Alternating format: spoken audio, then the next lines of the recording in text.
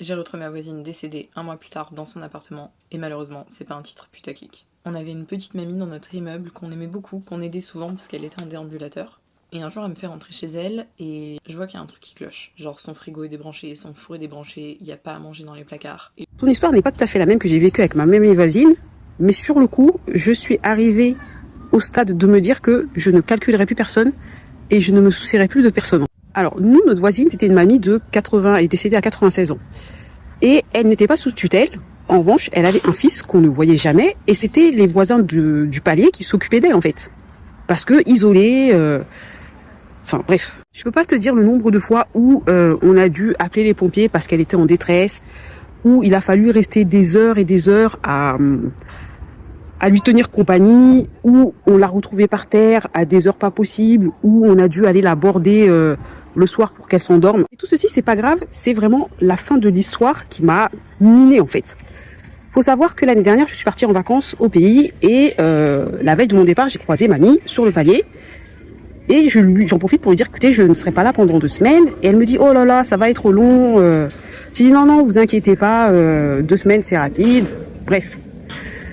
Je pars et il s'avère que mon frère est passé chez moi pour nourrir le poisson.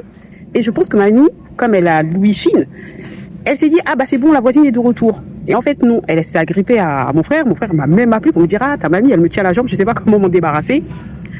Bref, je rentre chez moi et c'est vrai que j'ai un repère, c'est-à-dire que j'ai pris l'habitude de regarder au travers de ma fenêtre. S'il y a de la lumière tous les soirs chez mamie, c'est que tout va bien. S'il n'y a pas de lumière au bout de 2 jours, il faut toquer, il faut s'inquiéter de la situation. En règle générale, c'est soit qu'elle a été hospitalisée, ou ça, c'est ça en fait.